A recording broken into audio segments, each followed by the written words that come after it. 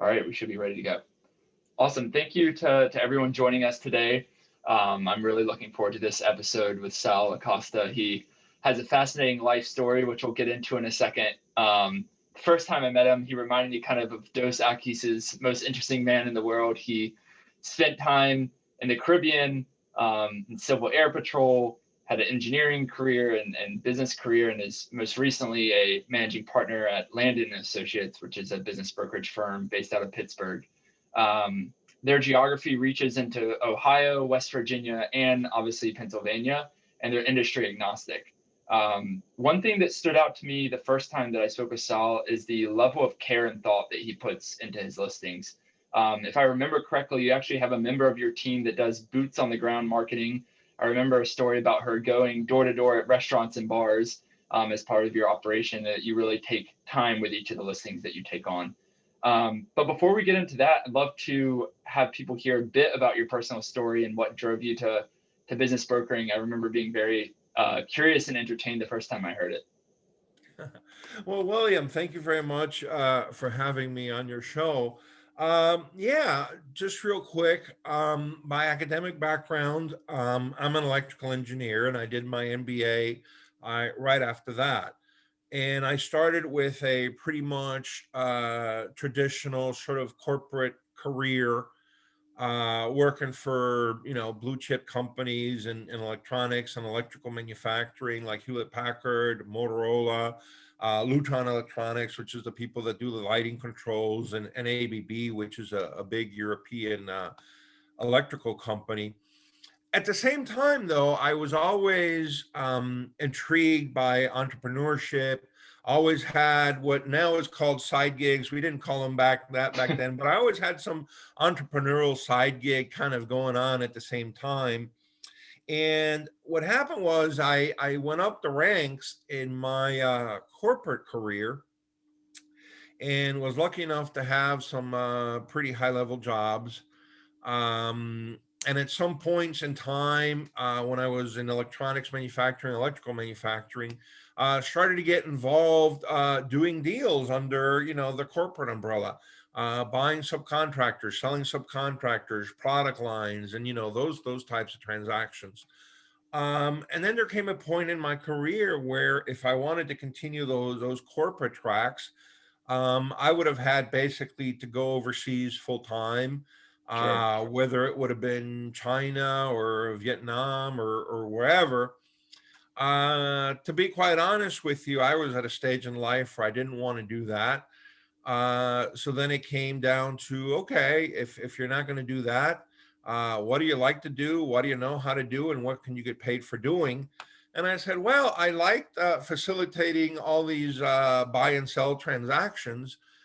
Maybe I can do that on a smaller scale for what we call Main Street businesses and lower middle market. And that's what I've been doing for the last 10 years. That's awesome.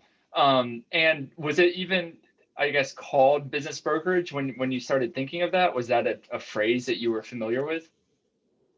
Well, it was after I researched it. Obviously, more people are familiar with investment banker and M&A and things like that. And Sure. obviously, that's the terms that you use maybe when you're working on bigger deals. But I quickly discovered that there was such a thing as a business broker and that they did similar types of activities at a much lower transaction value. Sure. And I remember last time we spoke, you making a distinction within the business broker industry that there are some who focus on, a volume play where they'll take on a lot of different listings. Others will take a more hands-on approach with fewer listings. And it seems that Landon and Associates follows more into the former, latter camp rather, of taking a hands-on approach with fewer listings. And a key part of that obviously is picking your sellers, picking the listings that you want to take on. What does that process look like for you all? Yeah, that's right. And not everything is perfectly binary, but in general, I think it's fair to say that there are some brokers that try to do a lot of volume. And then there's some of us that are a little bit more, I don't know if the word is boutique or specialized, but we deal in smaller numbers and try to fine tune our transactions a little bit. So to your point, because we're dealing more hands-on and providing more of a specialized concierge service, then we have to make sure that these are businesses that can be really sold and that we think there's a high probability of achieving a transaction. So basically, the way that I do it is I just think about, if I'm in the buyer's shoes, is this something that's going to be attractive to me? In terms of the value proposition, the business, the market, the obviously the price. And so I analyze it from the buyer's perspective and try to make sure that it's something that I would be interested in. And then of course, what is the market for this business out there, and who can we present it to, and how can we start to try to get some interest in this? Interesting. So what would be an example of a business that you may say, "Hey, look, I don't think you're a great fit for us as a business broker," versus one that may be, "Hey, look, from a buyer's perspective, I can definitely see this getting traction." Well, so a couple of examples, but one is, for example, a business that's losing money and in need of a turnaround. I'm not going to tell you that transaction can't be done, and there's brokers that specialize in that transaction where you need some type of turnaround, you need some, maybe even some temporary financial help, whatever the case may be. That's not something that we specialize in, so that's one that we would pass on. And the other one is, of course, something that, it's a great business. It's making money. There's nothing wrong with it, other than the expectations of the seller are, in terms of price, are just too high. And you say, Sure. hey, realistically, we're not going to be able to get a transaction done. There's not enough flexibility here, from the seller's perspective, to be able to find the appropriate buyer that's going to meet his criteria. Right. Right. That makes a lot of sense. And kind of in the absence of an MLS, if you will, for businesses, sometimes sellers may get tied to an irrational price for their given business. Is that fair to say? Oh, absolutely. That is one of the biggest obstacles to trying to get a transaction done, again, especially in some of these smaller businesses. And there's a couple of things that impact on that, right? One is, a lot of times these sellers started their business from scratch 10, 20, 30 years ago. So they've put blood, sweat, and tears into this business. They're very emotionally involved. I always say this is like their child. Every single penny they plowed back into the business to make it better and better and better. Now a lot of them are, again, struggling to survive coronavirus. So it's been a very difficult period for them. But having said all that, the business is worth what the business is worth. Um, the buyers can maybe relate to that, empathize with that, but there's still a valuation to the business. The other thing that makes it a little bit hard is every business is very unique. When you look at another asset, like maybe a house, a commercial property, a painting, a car, um, there's not as many variables that impact the value of what this could be worth, right? The business has employees, the business has customers, the business may have intellectual property. The business generates cash. It may have different outlooks for that cash that it's generating in the future compared to the past. Sure. And these are all the things that make it, in my opinion, much harder to value a business compared to other asset classes. Yeah, that makes a lot of sense. And I remember, one thing that I often hear is things like customer concentration, which an owner may not think about on a day-to-day basis. But if almost all of your revenue is concentrated in a few customers, that's a more risky business for a buyer to purchase. You're absolutely right. You're hitting the nail on the head, and that is something that unfortunately I see a lot of the time, and it's because they started their business, they landed one big customer, or sometimes that relationship was even kind of established before he even started the business. He started the business to service this one large customer that he knew needed this service, but long story short, time has gone by. He hasn't been able to or hasn't wanted to find additional customers, and you're right. I mean, sometimes one customer could be anywhere between 50 to 80, 90% of the revenue, and that is a huge risk for the buyer to take on, because basically, you pay a price for this business, you do a certain valuation, you lose that one customer, you lose 80, 90, 50% of your revenue. That could be enough to throw you in the red, and basically you've lost your investment. So yeah, that's critical. Sure, sure. So now we have a better sense of how you think about working with different sellers and kind of the mental checklist, some of the things that you go through when potentially taking on a new client. One thing I'm curious about is, you've spent quite a few years now in the business broker industry. Where do you think as a whole the industry is headed in the next 5 or 10 years? I mean, we keep on hearing about this baby boomer generation starting to retire. It seems that the consensus is that coronavirus may have delayed that. People don't want to sell at prices that were lower what they were in 2019, for instance. What are your thought processes on the future of the industry?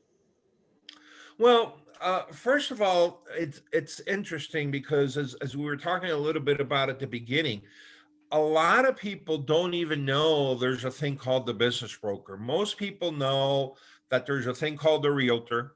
And then Sure. if they want to sell their house or they want to sell their commercial property, they know to call a realtor. But it's surprising how many business owners don't even know that, hey, if I want to sell my business, there's a thing called a business broker that I can call, and he can help me do that process.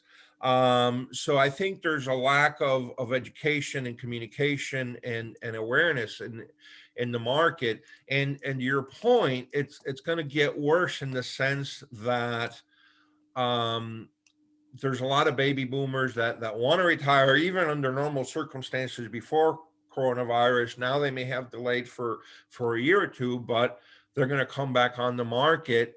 And the alternatives are they either try to do it on their own, um, which again, same pros and cons as you trying to sell your house on your own or selling your car Sure. on your own, whatever. Or which is it's a shame, sometimes they think their business is not sellable or not worth anything or whatever, and they just close it, and they lose an opportunity to make money. So I think it behooves all of us, and maybe this is part of it, is to get the word out that there's this thing called the business broker that can help you sell your business. I totally agree. I was on the phone this morning with an electrician in Tennessee. He's 75 now, has about 5 or 6 employees. He does a mix of residential and commercial maintenance work um, on the electrical side. And I was asking him about what he planned to do with his business, and his answer was just close up shop. And I kind of tried to push him as to had he thought about selling the business, had he spoken to anyone about this, and he said that, to be honest, he spoke with one employee. That employee wasn't interested, and so he kind of gave up on the idea of selling his business. He didn't know that business brokerage was even an industry out there, and it seems that his CPA didn't either, because he had consulted him kind of during these conversations. How do you think the brokerage industry should go about educating these business owners and CPAs? I mean, I imagine some part of this falls on the SBA or the government, because, when a business owner says, okay, I wash my hands, I retire, it's not just that business owner. There's some amount of deadweight loss in society because jobs are being lost. People are forced to go elsewhere in terms of clients and employees. I'm curious to see how you think about that. Yeah, well, certainly the SBA and the SBDC, the Small Business Development Centers, could play a role in helping us get the word out. To be honest with you, I would like to see, to your point, it's so funny that you say that, CPAs and lawyers themselves and bankers becoming more aware and helping us get the word out that this profession called business brokers exist, and even being proactive. If you're a CPA that you've had this client for 10, 20, 30 years, or same thing, you're a lawyer that's had this client for 10, 20, 30 years, start asking, hey, what is your exit strategy? Till when are you planning to sell this, run this business? When are you planning to sell it? When are you planning to retire? And then as part of that conversation, say, hey, be aware that there's a resource called a business broker that can help you. My other hope for the industry is, before coronavirus, most brokers were focused on their immediate geography. There were some that were working nationally, but most, I think, it's fair to say, we're still working within their immediate geography. Now that everybody's getting used to doing business over Zoom, I think that's going to open up the game a lot more. Where if Sure. you're a business owner, now you can talk to different brokers throughout the country, find one that you feel comfortable with, maybe has some experience in your industry from prior, work roles, whatever, and that you like on an interpersonal basis. My other hope is, a lot of times business brokers were concentrated in the major cities, and what I'll call sort of secondary cities, not to even go to the rural areas. Right. They did not have the services of a business broker. Now that we're all conducting business over Zoom, I'm hoping that if you're a nice business in a secondary city, that you have access to a business broker to help you with this process. Right. Yeah. In fact, one of my friends who I grew up with, her father just became one in Eastern North Carolina for Transworld, and it was like one of the first business brokers who'd ever been in that part of the state, despite it, having a reasonable population, albeit a bit spread out. It seems like there's still a lot of people who just don't know. Um, and that kind of brings me to another one of my questions. Part of the role of broker, of a business broker, is kind of educator, if you will. They're helping educate the seller and the buyer. Oftentimes this is the first transaction for both of those. And I know you've written a book which people can find on Amazon, The Secrets to Buying or Selling a Business. I read that last fall and really enjoyed it, and that has kind of been one of your contributions to try to help educate people. I guess, what are the common misconceptions you find yourself trying to unwind when you have a seller who comes to you or a buyer who comes to you? Well, a lot of times these misconceptions are either in the area of how quick and how easy it is going to be to sell my business, and or going back to the same thing, valuation. Sure. And a lot of times the seller will come in thinking, okay, I need X dollars to retire. Yep. Sometimes, to be quite honest, they haven't even sat down with a financial planner to use that professional to say, hey, listen, I'm planning to retire now or a year from now, whatever the case may be. This is the type of lifestyle that I'd like to have. This is where I want to live. Maybe they're relocating, whatever. These are the assets that I have outside my business. Let's talk about my retirement planning. They haven't done that, but they come in and they say, hey, listen, this is what I think I need to retire. And therefore, that is what I want to sell my business for. And again, there's the business is worth what the business is worth. And just because you need a certain number, which is higher, lower, different for retirement, doesn't mean you're going to get it. I mean, ideally, those two things come together. Sure. Ideally, you can sell your business for what you need to retire, or even more. But those are all exercises that you need to do. And if anything, I'd like to educate people on that, and also to educate them that, listen, this is a process that's going to take you 6 to 12 months. So don't come in thinking that, hey, I'm going to list with you and I'm going to have check in hand in 30 days, 60 Sure. days. I mean, everything is always possible. I never say anything's impossible, but the statistics are, you should plan for 6 to 12 months. Right.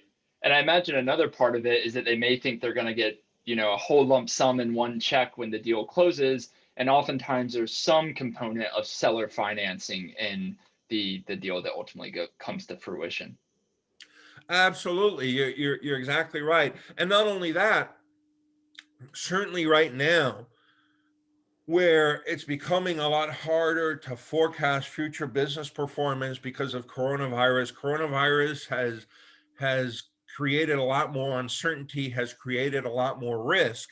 And so as a consequence of that, buyers are asking more and more for earnouts or or something like that.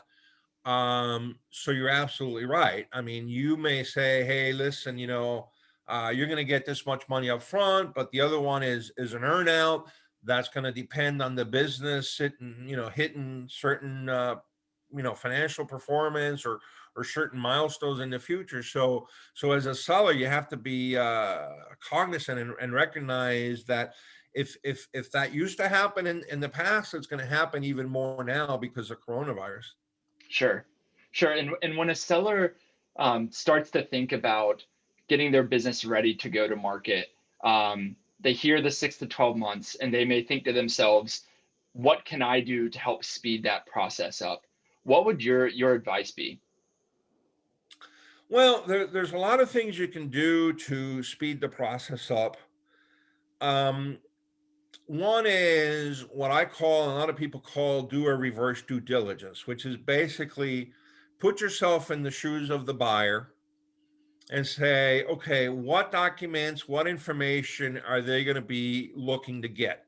Okay, so then that means, hey, make sure your financial statements are available and in order. Make sure all your accounting is clean.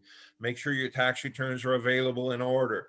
If you need some, employment contracts, get those done with your employees.